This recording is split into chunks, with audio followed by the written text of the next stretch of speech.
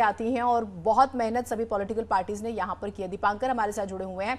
दीपांकर, कुमाऊं और गढ़वाल दो भागों में हम उत्तराखंड को समझते हैं। माना जाता है कि कुमाऊं में थोड़ा सा बीजेपी कमजोर रहती है और कोशिश यही हुई कि सीएम धामी के जरिए उसको बैलेंस किया जाए।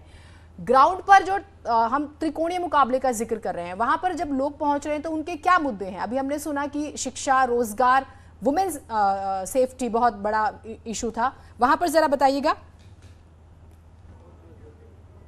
बिल्कुल जीनत, मैं इस वक्त श्रीनगर सीट के बिल्कुल जो गांव तरपाली से है वहां पर मौजूद हूं और ये श्रीनगर 38 नंबर, यहां से कांग्रेस के प्रदेश अध्यक्ष गणेश गोदियाल इलेक्शन लड़ रहे हैं। तो मुद्दों की अगर बात करें तो कुछ लोग हमारे साथ यहां पर मौजूद हैं, उनसे पूछते हैं कि आपके मुद्दे क्या है। हमारा सबसे पहला मुद्दा है विकास।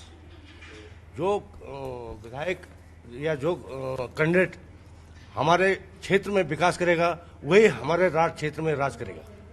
तो बेरोजगारी, महंगाई, इसको भी आप मानते हैं? ये तो बहुत ही सब यहाँ बेरोजगारी तो पूरी बेरोजगारी है। बेरोजगारी तो ऐसा है यहाँ पर जैसे जो है सड़क में जो कंकड़ पत्थर होते हैं। हम लोग पूरे बेरोजगार हैं, पूरे गरीब हैं, यहाँ कोई देखता नहीं है। तो हमने एक ही नारा दिया, जो हमारा देखभाल करेगा वही हम पे राज करेगा।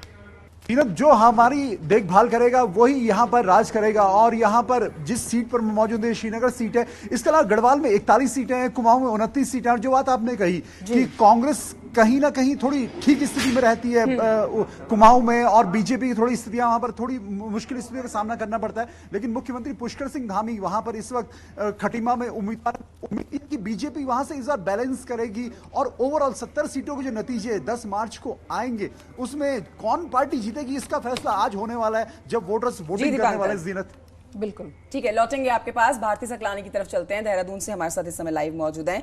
भारती सकलानी, मौसम का मिजाज कैसा है और अब थोड़ा सा ही समय बाकी रहा है जब वोटिंग शुरू हो जाएगी, तो इस समय में वहां पर क्या हलचल बनी है, ये अपडेट हमारे दर्शकों को दीजिए।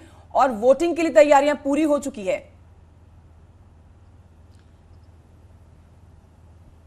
बिल्कुल कंचन, और आपने पहले पूछा मौसम कैसा है। मौसम बिल्कुल खुशनुमा बना हुआ है। जिस चीज का इंतजार लोग कर रहे थे, मौसम खुला रहे, वोटिंग में कोई दिक्कतें ना आए, क्योंकि पिछले कुछ दिनों में हमने देखा किस तरीके से बारिश बर्फबारी हुई है। तो अब मौसम खुला हुआ है और वोटर्स आना शुरू हो गए, क्योंकि थोड़ा सा इंतजार और यहाँ पर करना है और उसके बाद 8 बजे से वोटिंग शुरू हो जाएगी। तैयारियां मैं आपको दिखा देती हूँ एकदम से किस तरह से तैयारियां यहाँ पर चल रही हैं। ये देखिए, लोगों की लाइन लगना शुरू हो गई है। इसके अलावा यहाँ पर हेल्प डेस्क बनाए गए हैं, बीएलओज की यहाँ पर तैनाती की गई है। कोरोना की गाइडलाइंस का पालन किया जाए, इस बात का भी खास ख्याल यहाँ पर रखा गया है।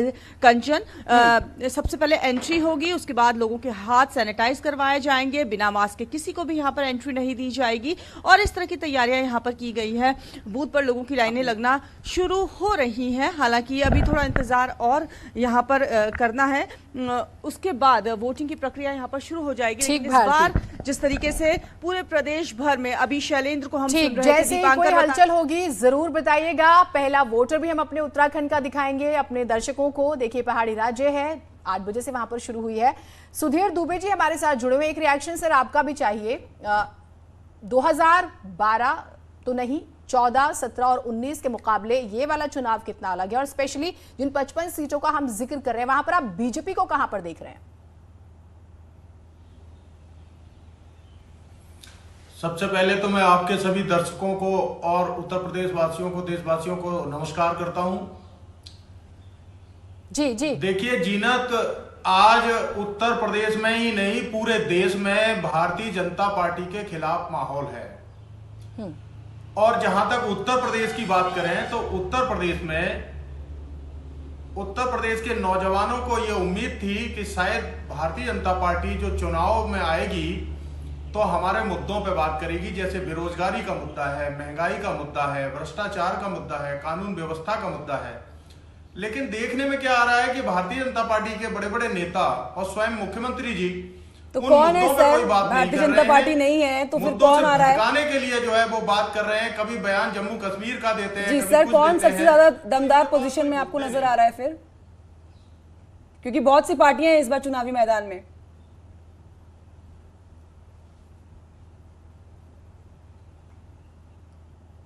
आएं और मतदान करें। मतदान के बाद ही अपना जलपान करें। सब लोगों से अपील है कि सब लोग मतदान जरूर करें। Uttarakhand chief minister Pushkar Singh Dhami is with. Pushkar Singh Dhami को आपने सुना, वो कह रहे थे पहले आप मतदान करें फिर जलपान करें, और रिएक्शंस लेंगे, चर्चा होगी, हर सीट पर होगी। सुनील, एक बार फटाफट से अपडेट्स दे दीजिएगा वहां के। हम अभी मुख्यमंत्री को सुना रहे थे, और इस बार तो उत्तराखंड में आम आदमी पार्टी भी मैदान में आई हुई है फ्री फॉर्मूले के साथ।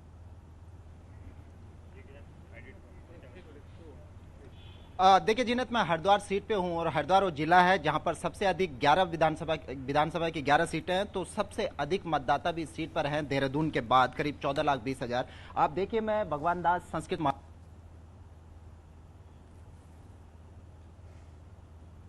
जी चलिए, शायद कोई तकनीकी खराबी हो गई, लेकिन हम बात करेंगे जरूर और अपडेट्स भी लेंगे। और कंचन, बहुत इंटरेस्टिंग है, उत्तराखंड में भी आम आदमी पार्टी आई है, क्या दिल्ली फॉर्मूला सक्सेसफुल होता है नहीं? ठीक है, सुनते हैं एक बार सुनील को। क्या सोचा है, जब वोट कास्ट करेंगे तो क्या सोचा? जो आदमी की डेली सुविधाएं हैं, अगर वो सॉल्व हो जाए तो सारा ही सॉल्व हो जाएगा। और डेली नहीं हो रही, चाहे वो बिजली है, बच्चों की शिक्षा है, जिस पे ज़्यादा पैसा खर्च होता है माँ बाप का, और सड़कें हैं, अगर ये सुविधाएं मिल जाए तो बाकी तो मेहनत करेगा तो कमाएगा और खाएगा। इन सुविधाओं के साथ ही अगर कोई भी करे, हर नेता यही कहता है मैं करूँगा, लेकिन जब तक वो कर रहा है उसके बाद की बात। जी तो देखिए